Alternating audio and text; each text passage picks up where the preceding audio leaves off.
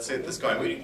As you know, you've already signed up, so you know what tonight's topic is about. It's a fascinating topic, and we'll jump into that in just a second. But just by show of hands here, how many in here are charter members?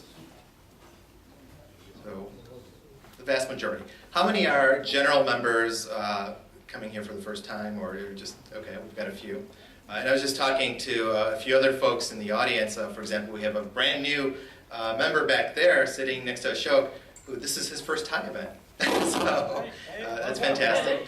Also at the table, by the way, I want to introduce an out-of-town guest, Anjali, if you don't mind raising your hand. She's on the board of the Thai Midwest chapter. She happened to be in town, and so I invited her to join us here this evening as well. How many of you were at the Thai kickoff that we just had a few weeks ago? A lot of you. We had, I hope you had a good time, first of all. Okay, good. So we want to continue that tradition of having high-quality, interesting events. This event certainly falls into that category. Typically what we also do at most charter member events is we like to introduce the new charter members. And at that event, we actually had the pleasure of introducing a few folks, like Albert's here, and there were a few other folks. We don't have anyone that's new since that event. Otherwise, what we would normally do is also ask people to stand up, introduce themselves, or give a quick introduction.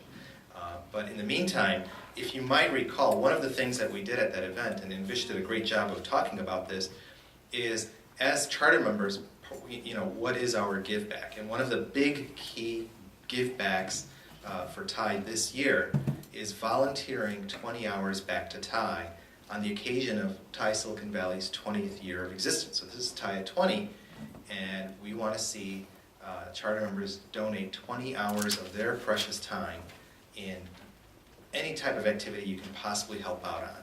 And there were several that were outlined that evening, as well as in a follow-up email from Vish.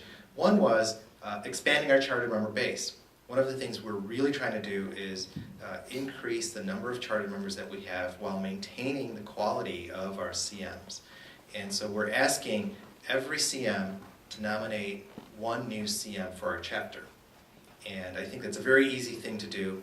Most CMs know other very well qualified people. It doesn't take much to go reach out to them, convince them that this is an organization that they should participate in, and then send those nominations in to me or to Harini. You can reach me, Prashant, at Thai.org. Harini is just harini@thai.org, or send them to anybody else that you know on the Thai board, whether it's Ashok or Paul or Vish, of course, and so on. The other, I was thinking about this and I thought, if you really don't have 20 hours to donate this year, then find a new CM who has 40 hours to donate. and we'll use that pass-through credit for you. So a very simple way to get out of it, okay? The other thing that we outline as a way of giving back is sponsorship. As everyone knows, Thai is run not just on the back of volunteers like most of us in the room, but also through our incredible sponsors. And we are always looking for more sponsors. Many of you are in companies that are large companies and are able to, cast a little bit of budget in Thai's way.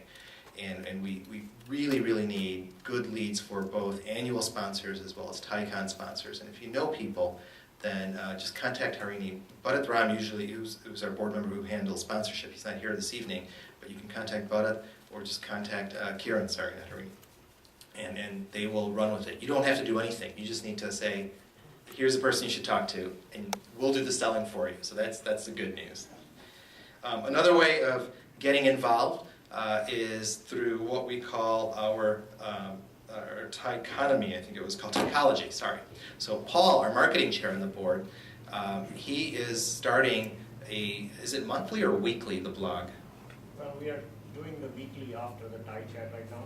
Okay, so we're doing Thai chat right now, which is a way of doing conversations through Twitter.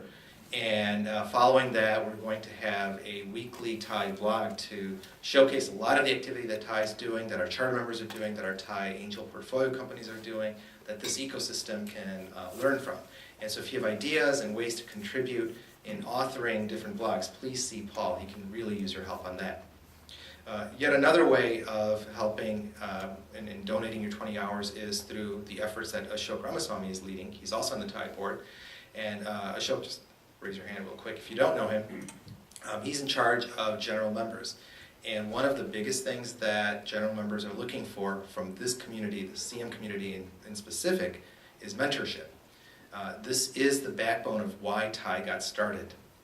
And we want to stay true to that mission, and we need the help of CMs to volunteer their experience and their wisdom to become mentors for the next generation of up-and-coming entrepreneurs. So please see Ashok about how you can help in mentoring. And then programs. Naveen is back over there. Naveen is the TIE director who's in charge of all of the programs that you see, the SIGs like Cloud and the Pitch Fest, and the list goes on, because as you know, through email, we have a lot of programs, and most of them are very well attended. And so we could use more help around that. If you have ideas, suggestions, whether it's speakers or new programs, please see Naveen and talk to him about ways that you can contribute to our programs. And then lastly, the flagship event, which everyone knows about, TIECon. This year it's on May 18th and 19th. And as charter members, your admission has already included you and your spouse. So we expect to see 100% participation of charter members who are in town to come to TIECon. And it's right across the street, so it's very easy to get to. But again, if you know of either keynote speakers that you think would be suitable, talk to Vish. If you know of any specific programs, TIE panels or things like that, then I don't see JJ Rohit is our, and he's in, okay, so our conveners they couldn't make it this evening, but talk to Karen and she can put you in touch with them. So if you have ideas around TIECon, as well as TIECon sponsors, do let us know. The other thing on TIECon that's, I think, you'll be very interested in is we've got a special running right now on the banquet. While your conference pass is included with your charter member dues, the banquet is at an additional cost. And right now, we have what's going to be the best rate available. I believe it will not be discounted this much again in the upcoming weeks. But a special rate of $125 per couple for the banquet, or $75 individually. And the code for that is TIE GCM1, and it expires, is it tonight? Tomorrow. Tomorrow, okay. So it expires tomorrow. So you have a little over 24 hours to make sure that you sign up for the banquet, which most of you have been there, and you know what a great time that is. So again, that's TIE GCM1. We'll send you an email following this with the code in it also. Okay, thanks, Karen. So those are the big ways that you can really contribute your 20 hours this year. In the meantime, the other big initiative that we've launched this year, or about a year and a half ago, that's been working very well and has a lot of momentum, is TIE Angels. And I want to invite Venk Shukla, who's our president-elect and head of TIE Angels, to just say a couple words around TIE Angels and what you can do to help out in there. By the way, your contribution into TIE Angels does not count to the 20 hours. So I just want to be clear about that. We want you as an investor through TIE Angels, but that doesn't exclude you from helping volunteering in the other areas. Venk? Thanks, Prashant. I'll just speak from. Okay. How many of you have attended any TIE Angels event so far? Take a mic. So please raise hand again. Okay, pretty substantial. But some of you still have not attended any single event, so I think I'll certainly urge you to join that. TIE Angels is actually doing very well. Now we have about 110 members signed up. So every month since we started, we have been adding about 5 members a month, and the quality of companies that we are getting is also growing very significantly. And I did a quick analysis of the companies that came to us, and it turns out that a large majority of them came first to TIE Angels or came only to TIE Angels. Those who got funded were the only ones. But a large number of them came first to TIE Angels. And I think that's a pretty, for a group that has been in existence only a year, that's quite an accomplishment in a short time. So please spread the word. Let your friends know. The membership in TIE Angels doesn't require a member to be a charter member. So anyone who has the capability of writing a check should be encouraged to join TIE Angels. That's all. Thanks. That's good. Thanks, Venk. So again, TIE Angels is an investment. The rest of TIE is the give back. But that said, we do want people to participate as investors in TIE Angels too. And lastly, I know that this event, the notice came out a little bit late. I think we had slightly over a week notice for most people here. So the good news is we already have our next Charter Member Monthly event locked down, and that's on March 27th. And that one is going to feature one of our most recent charter members, new charter members, Anand Chandrasekhar, who's a senior executive at Intel. He's the one who ran Intel's chip business in the mobile side. So a very senior executive there. He's going to give a talk on the March 27th event about what's happening in the mobile industry. So stay tuned for information on that. And I think we're trying to figure out if we're going to do it in the city or here or something like that. But at least for now, assume it's here. If it changes, we'll let you know. We'll do another event in the city so that people who are around in that area get to participate, and we invite potential charter members to a city based on that area also to that. Okay, good. Good, we'll do that. Good, so anyway, that's the administrative part, if you will, of the evening. So right now I want to introduce you to our two speakers on this very, very interesting topic. And I'm actually, as you know, we have two speakers here this evening. Our first speaker is George Perkovich, and our second speaker is going to be Charles Godwin. I'm going to just very quickly give you Charles's background first, even though he'll be speaking a little bit later. That way, you can roll right into the next part of it. So Charles is the Chief Development Officer over at the Carnegie Endowment for International Peace. And he's been a terrific fundraiser for the organization. Before that, he was with Trout Unlimited, which was a different nonprofit where he really cut his teeth on how to do development for nonprofit initiatives. In his current capacity, he works with the management of the Carnegie Institute, Carnegie Endowment, and works with their board of trustees to raise funds. He's a lawyer by training. He graduated magna cum laude from Brown University and then had a law degree from University of Pennsylvania, where he was also the editor of the Law Review at University of Pennsylvania. So he really knows what he's doing when it comes to endowments and fundraising and getting into deep missions. So we'll hear from Charles a little bit later. Our first speaker, though, is George Perkovich.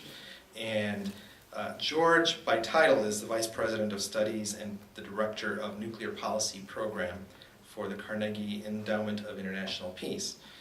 He focuses on nuclear strategy and non-proliferation with a specific focus on South Asia, Iran, and the problems of justice in the international political economy. He is the author of an award-winning book called India's Nuclear Bomb. He's also co-authored a number of papers and books around nuclear security and coming up with fresh approaches on how to deal with states and terrorists and nuclear weapons and materials, all in order to make sure that the world achieves safety and security. He was also a speechwriter and a foreign policy advisor to Senator Joe Biden for a while, and I'm going to assume, George, that your speeches were actually shorter than how long it took Joe to talk about them. Okay. He's by the way, he's local. He went to UC Santa Cruz, and after that he went to Harvard and got his PhD at the University of Virginia. So please help me welcome George Perkovich.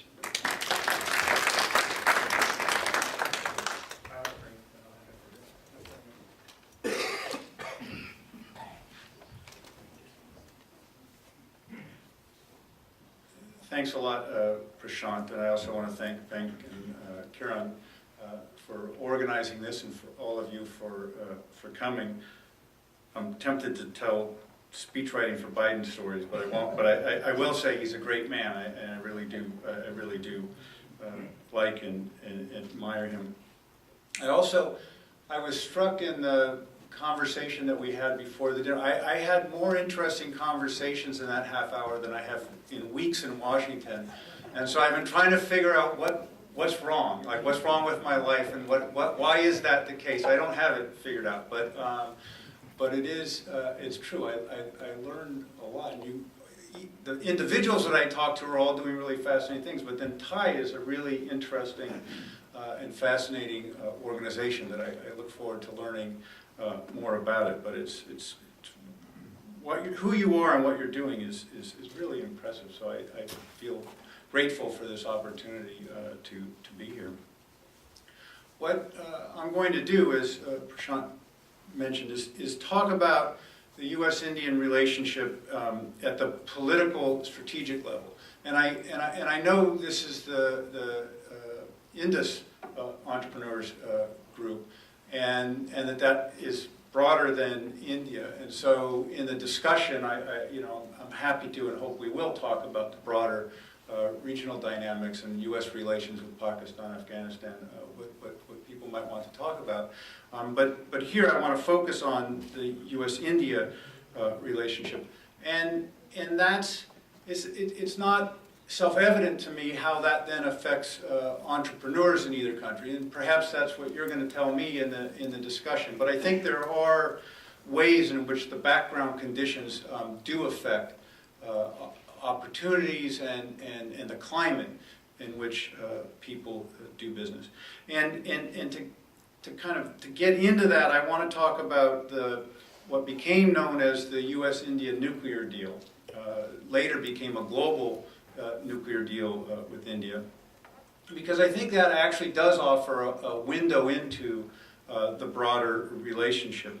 And one of the reasons why that's true, I believe, is that the deal was not well understood in India or in the United States, even by some of its champions in both countries.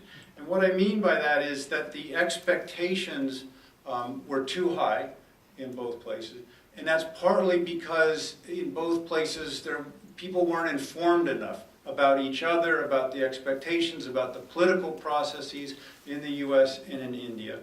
And as I was thinking about you all in the conversations we had, I mean, part of that is I know in Washington at least, there just isn't that much networking like you all do, but then with that circle broadened to include policymakers, journalists, others in Washington who do set expectations. And so it occurs to me that what you all are doing in that broader sense of networking can be very, very important, not only for the entrepreneurship promotion, but for the broader relationship. And that's one of the things, and Charles will talk more about it, that we at Carnegie are trying to accomplish by building our program in Washington on South Asia, but also opening a center in New Delhi. But we can talk more about that.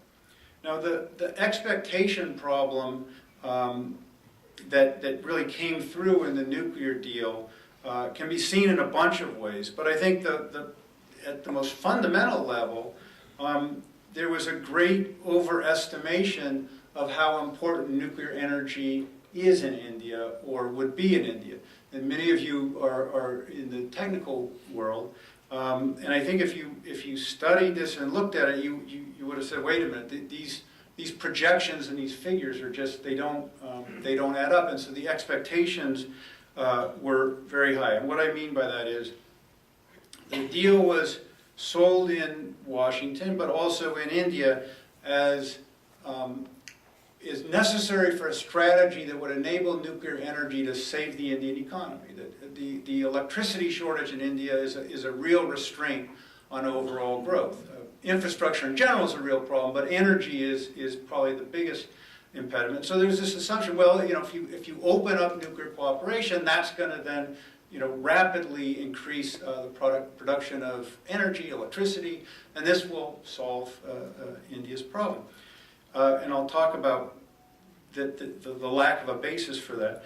But also then the expectations were too high that if we did this deal, it would somehow transform the relationship.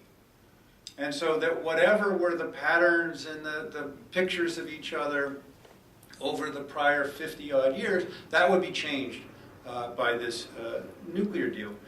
And we can see, thus far that it hasn't been. But let me go to the expectations about the role of nuclear energy in India.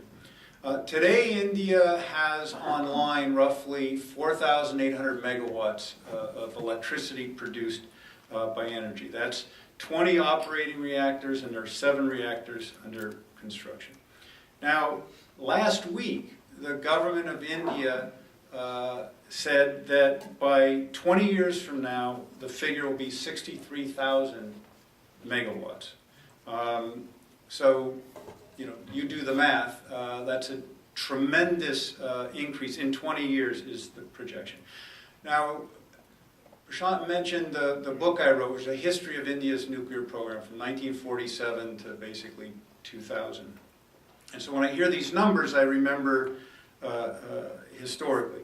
In 1962, the Department of Atomic Energy said that by 1987, all right, 25 years, there would be 18,000 to 20,000 megawatts produced. All right, like I said, today it's 4,800.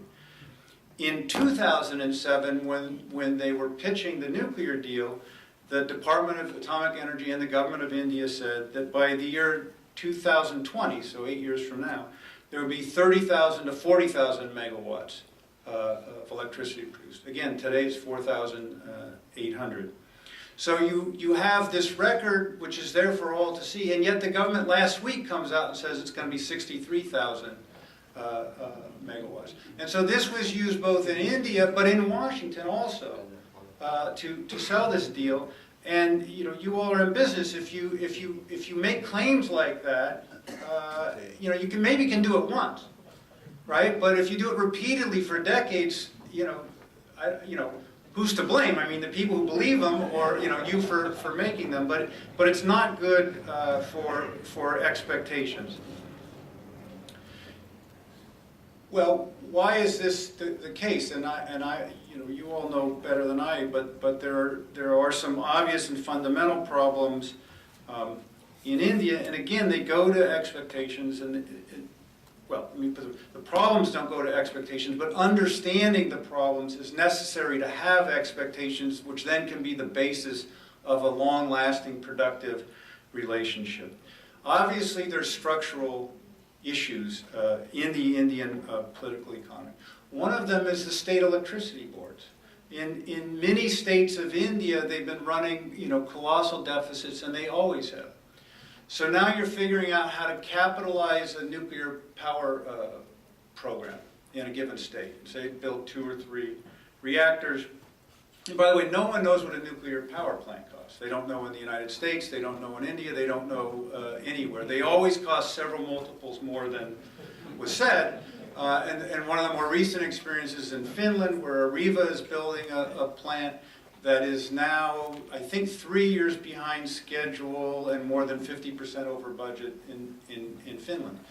And we can talk about the U.S. experience.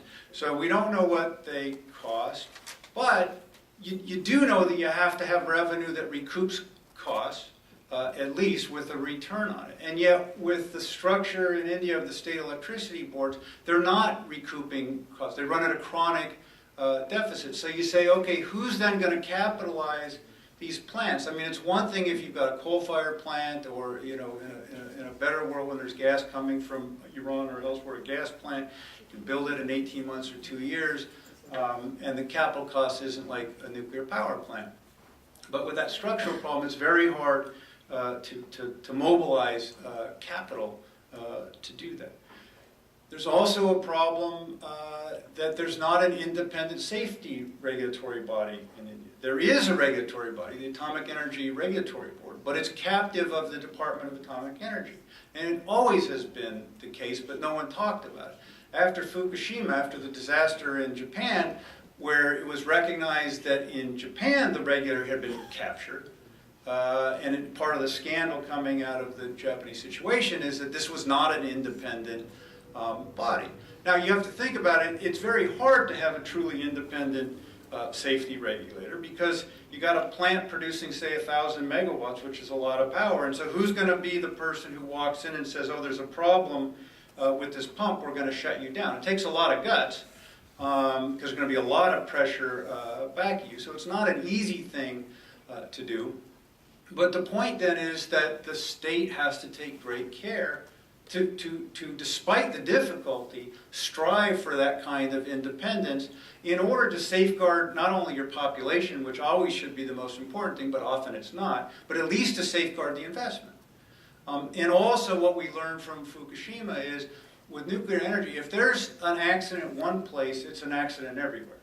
That there's it's a technology that works on the imagination of populations. And if you have a problem in one place, people say, oh my God, we have a plant in our state or in our area. So the whole industry is actually dependent on each other in a way that is the case in few other industries. In fact, perhaps not any other industry is my company dependent on your company, dependent on his company, whichever country you operate in.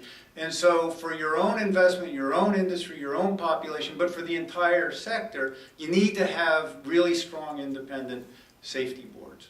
That's not the case in India today. There was a recognition after Fukushima that this was a problem. It was for the first time admitted that this was kind of a captive entity. The regulators were controlled by the people who build the plants. The salaries were determined by that. They were hired by the producers. So they're trying to catch up with that and solve the problem.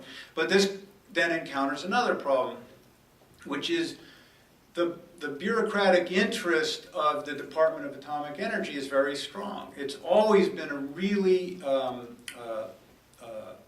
in a way, unaccountable but protected sector. The Department of Atomic Energy, the chairman, is always reported directly to the Prime Minister. There's not been parliamentary oversight. The accounts aren't studied. And again, in any industry, one likes to be protected and not to have competition. It's an ideal position to be in if you can capture that. But it's arguably not good for the state or the economy over time. But in India, this has always been a problem. It's true in other countries, by the way, too. And I think this is the biggest reason why Manmohan Singh wanted the nuclear deal.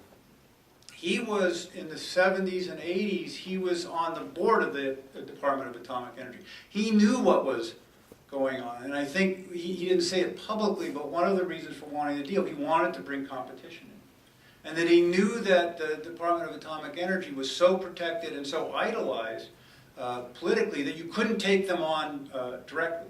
But if you could bring others in, with the French or US, other firms, that would then put pressure on them to be more transparent, to do the kinds of things you have to do when you compete. But this bureaucracy continues to push back and to be part of putting up some of the hurdles that have kept this deal from being culminated still.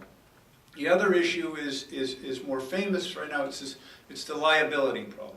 In other words, in any country, in the US, for example, you can't have nuclear energy if there's not a limit on the liability exposure of the companies involved. Simply because, as we see with Fukushima, if there is a major accident, there's no private company that could sustain that. And so what states do is they limit that liability, and which allows the business. But as importantly, they channel the liability to the operator, because otherwise what would happen if you didn't channel it, then you've got the producers of components, the constructors, and plus the operators. There's an accident, and they'll sue each other for eternity. And there will actually be no compensation to victims. So the idea is, if you channel the liability to the operator, and God forbid there were an accident, then there's one place that you go, and so the victims can be compensated rather directly, because there's only one entity that's part of the deal. If you don't have that channeling, then compensation won't happen in a way that citizens deserve. Well, as part of the deal, India was to, and it did, sign, there's an international convention on compensation and liability. And so India signed it, as it said it would. But then what happened is the parliament has to pass national legislation, right? And the idea was that national legislation would correspond with the global convention. Except, and it took many years, it took about 5 years for the parliament to do this legislation. But the legislation they passed is inconsistent with the international convention India has signed. So now GE, Westinghouse, Areva, they look at it and they say, well, it was almost better when you didn't have a law.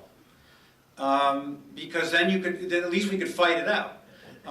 Now you signed a convention, it hasn't ratified, you signed a convention, but you have an inconsistent law, and so then the Indian government privately says to these companies, well, I know it's a problem of our political system, and this is all we could get, which is true, and God knows no one in the U.S. can, ought to complain about Congress and things like that. But that was it. So don't worry about it. We'll take care of it. Except privately or public companies can't do that. Their lawyers won't let them. So they say, well, you have to resolve this issue. And as we speak, it's still not resolved. So we're now 7 years after President Bush and Prime Minister Singh announced the deal, and there's still no U.S. companies with contracts in India, in part because of this liability issue, which remains unresolved. Now, there are some good reasons for the political process in India holding this up. People remember Bhopal correctly. Thousands of people died in that. And Union Carbide, an American company, behaved abhorrently. I would argue, I'm not a lawyer, but with pretty demonstrable insensitivity to the lives that were lost. People in India remember that. They should remember that. But then that translated into, well, we can't limit the liability of companies like this because they're irresponsible, they don't care about our lives, so we're not going to limit the liability because it seems like it's doing a favor to them, which in some sense it is, but in big-scale projects, this is necessary. There's also a political dimension which some of the left parties don't want any commerce with the U.S. especially, the communist parties, and so they use this as an opportunity to try to block. Now fortunately in the United States Congress, where this happens all the time, there are factions that want to block. They don't around India. So India is in one of the rare positions, and it's partly thanks to the work of people like you, in the U.S. Congress, that no one wants to screw India. Everybody, talks the talk and they mean well. So there's not an effort to try to put spanners in the workings in Washington. But in India, on the left, there still is. And that's not to criticize those parties. It's to say that, again, the expectations were flawed here. People assumed because the Prime Minister wanted to get this done, then it would be done, with little understanding of the politics in India. So the paradox is India is celebrated because it's a democracy, but then on almost every issue where the U.S. government wants India to do something, the democratic process in India blocks it, and then people are dismayed. And it's because we like to have it all ways, which is a natural human desire. So you can see all of this, and I took a little probably inappropriate pleasure last week. Nick Burns, who was the Undersecretary of State who negotiated the deal for President Bush, he wrote an op-ed last week expressing, to put it mildly, his disappointment with India. And here's a guy who had fought and worked really hard for this deal. And what finally put him over the top was India's continuing to buy oil from Iran when the U.S. is trying to cut off Iran's markets. And then also India had voted not with the U.S. and others in the Security Council on Libya, and then on Syria, was taking a different position. So finally, Nick had enough. So he wrote this piece about, I've done all this for India, and India is not delivering at all, and all of its champions in the U.S. are tremendously disappointed by all of these different behaviors. And by the way, the liability issue has kept this from going forward. And to me, again, this comes to the expectation issue. It was as if the nuclear deal was going to change all of that.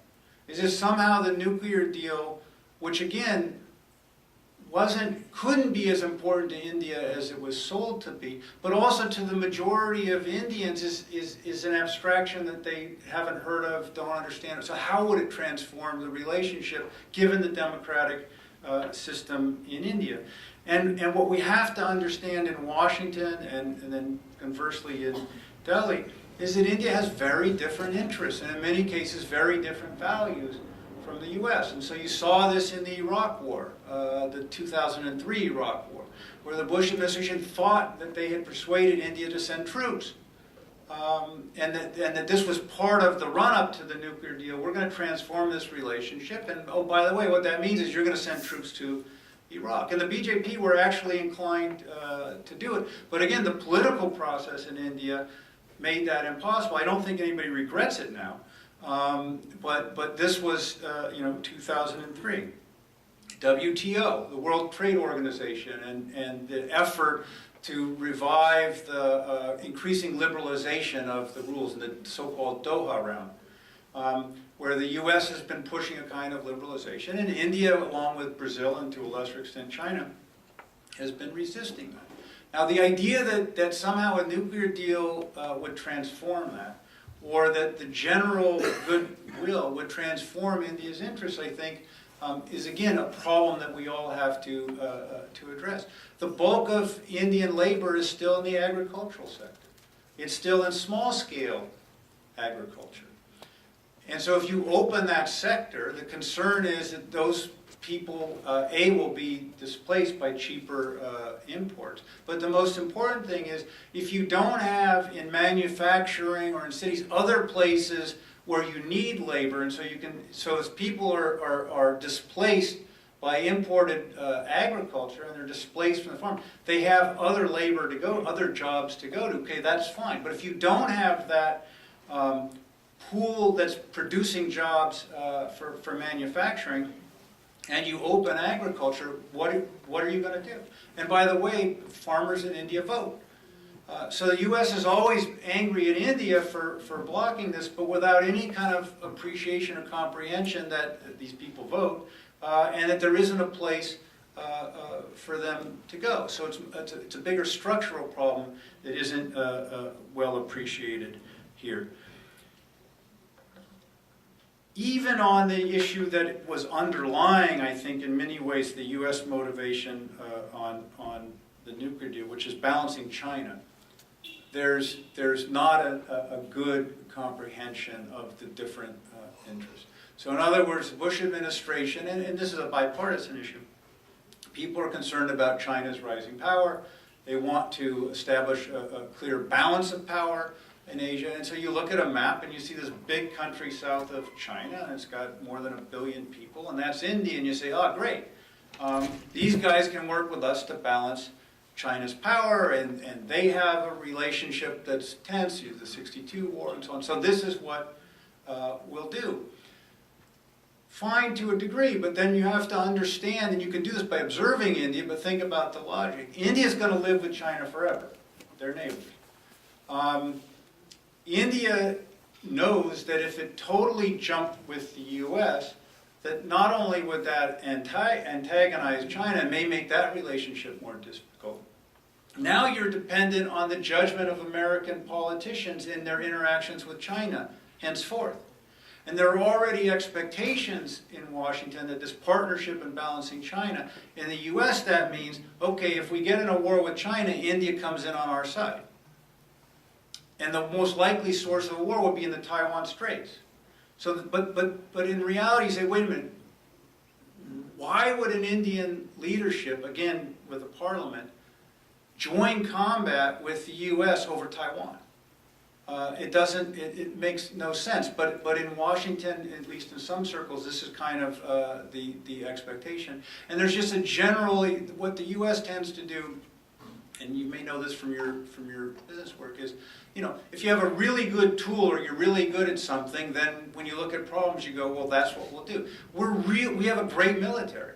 So we tend to see relations in military terms, because that's what our comparative advantage is, and that's what we do really well. So you think about balancing China, then it's, okay, we'll move our Navy to the east and we'll build capabilities to do that. Now that's necessary. I'm not saying that's not necessary, but you have to contextualize it, you have to balance it, and so on. India knows this. Because it's lived there a long time, and for a lot of other reasons, it appreciates this. But that's not so appreciated in the U.S. And so this is one of the reasons when, after the nuclear deal, people thought, okay, now India's going to buy a bunch of our military equipment. And they did the big procurement for the attack planes, where the U.S. companies lost out in the first round, and now it looks like India's going to buy the French plane, Rafale. Big disappointment in the U.S. So they were disappointed over the nuclear deal not going forward, and said, well, at least they'll buy our planes. Okay, now they're not buying the planes. Well, from a perspective in Washington, look, if we're going to balance China, means buying military equipment and doing this kind of stuff. So what actually are you going to do, and how is this going to evolve? Whereas India's been playing it very smart. India's best option would be you have the U.S. and you have China. Try to maintain good relations with both, and you can balance both and draw both of them to treat you better by not going all the way with one or the other. But the minute you, for example, and this wouldn't happen, but if you resolve the issues with China and said, all right, we're Asian brothers, we're going to do this, then you would alienate the U.S. and you would no longer get the benefits that you're hoping to get from the U.S. Conversely, if you do that with the U.S., you lose leverage over China. So the leverage position is to continue to play both. Not play them against each other, but to pursue relations with both. That's too sophisticated for, at least for the Congress to understand in the U.S. I think presidents can understand. But it's part of the expectation problem. So where all this leaves me, and where I'll close, is that we all have a lot of work to do in both countries, but especially in the U.S., to develop, to help promote a much more nuanced, sophisticated understanding of the interests and the dynamics in each place, especially because they're both democracies. The fact that they're both democracies makes it harder. It doesn't make it easier. It's much easier to deal with a dictatorship. To deal with a democracy, you have to know a lot more. You have to understand nuance. You have to understand the forces at play, the diversity in each system.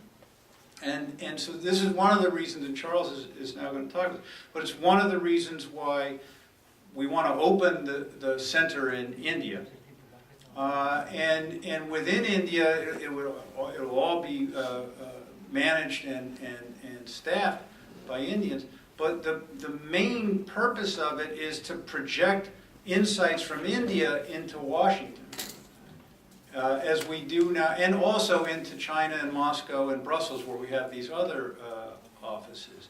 But the strategy in all these places is to do indigenous work and affect the debate within each country, but then to take those insights and import them back into Washington and provide a platform in Washington for us to then better educate Congress, the media, and others.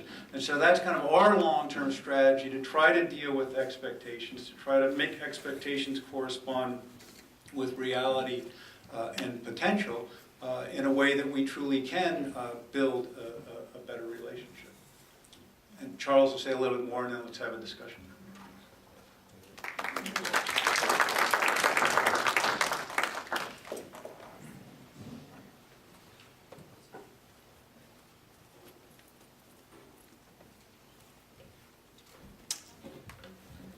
Thanks, George, for giving us such keen insight on the knowledge gap that exists between India and the U.S. I wanted to start with an observation. I want to thank everybody for coming out tonight, and also thank all of you for what you do, using your minds and your money to make people's lives better. And this is the idea of a mentoring network, such as you set up here, is truly a great idea. I stopped for a moment during dinner and I thought, God, why wasn't there something like that when I was a young lawyer? And then I realized, well, who wants a mentoring network for lawyers? There are too many of them and nobody likes them. I just want to give you a couple of observations about, or speak a little bit to the Carnegie business model and what we're trying to accomplish in India. Much broader plane than George spoke about. As I mentioned to a number of people in casual conversation, the premise of the center is that you cannot really be informed and claim to have a global think tank and a global network unless you really have a strong presence in India. Our motivating vision, our global vision at Carnegie, is really to create a window on the world for every important part of the world.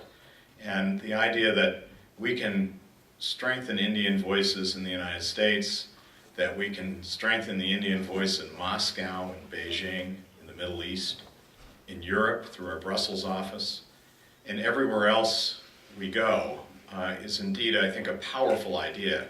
And you've seen what happens when that idea isn't pursued. We really do need to close the knowledge gap once and for all.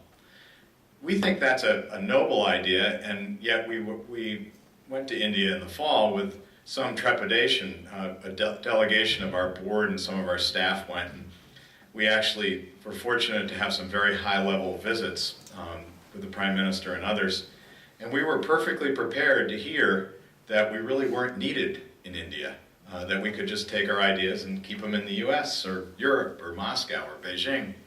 And what we got was quite the opposite. We were very warmly welcomed, and more than that, there were really strong, substantive expressions of support for what we bring to the table. We had a symposium, some of the top think tank leaders to complement our conversations with the government, and we discovered that there really was a need for a strong foreign policy and security intellectual presence to complement what is in India. And we got numerous ideas as to how best to proceed. We got some very valuable leads on how we might staff the center.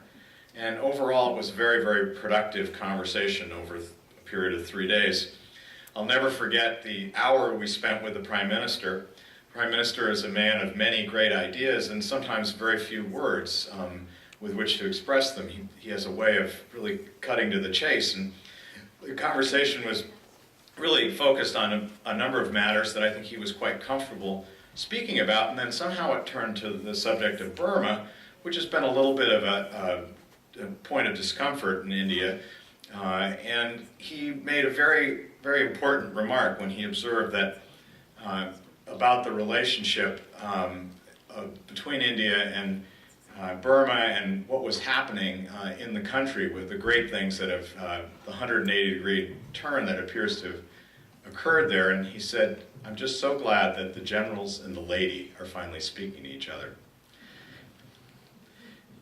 Let me just speak a little bit about how we got to a global vision and to the conclusion that India had to be part of it. In the 90s, America was going through a unique unipolar moment. And there were times when, I think quite correctly, people on all sides of the political spectrum came to the realization that we were functioning in a way where we behaved as though nobody cared, or as though we didn't care what anybody thought of us, and we could basically exact our will around the globe. And that's had some unfortunate consequences. This, while the world was rapidly globalizing, well, the good work that you and others do to improve information technology, medical technology, all these other means, were really making the world a much smaller place. And we foresaw really the world in which there was no longer going to be one single dominant power, such as we had coming out of the 90s. And we said it's time to prepare for that and to lay the groundwork for openness and information and informed discussion as an alternative to confrontation wherever we can have it. And our first move was to establish a center in Moscow. And for those of you who were in the United States watching the news in the 90s, you remember that for quite a long time, the Russian government was kind of going in one direction, the US government was going in another, and they really weren't talking to each other. And the center in Moscow became a convening place where a lot of important things got discussed between the United States and Russia. And indeed, we'd like to be able to do that wherever we are, to be a convening place, and also to be an incubator of ideas that really foresee important problems. Our folks in the Middle East, in our Beirut Center and in Washington, years ago predicted that it was a certain fragility to the authoritarian systems in the Middle East, and that in fact they were vulnerable, highly vulnerable to popular protest. And look what's happened. And now we're approaching that problem, not just telling about it and trying to predict when Syria is going to fall or when Assad is going to go, but now we're actually preparing people to confront a whole new reality through a program to work with educators in the Middle East, work with governments, to prepare people for critical thinking and for citizenship, to prepare people to be able to deal with the kinds of problems that Indians and Americans deal with when they look at the news, when they go to the voting booth, and when they deal with their lives. So how is this important if your interest is in entrepreneurship? Well, entrepreneurship is at the microeconomic level, you're making judgments about the future, you're making judgments about much larger trends, you're looking at the field in front of you, and you're trying to figure out how you can best prosper and advance your ideas. And you do best in a truly informed world, and that's the world that we're seeking in creating this center in India. We really want to close that knowledge gap once and for all. So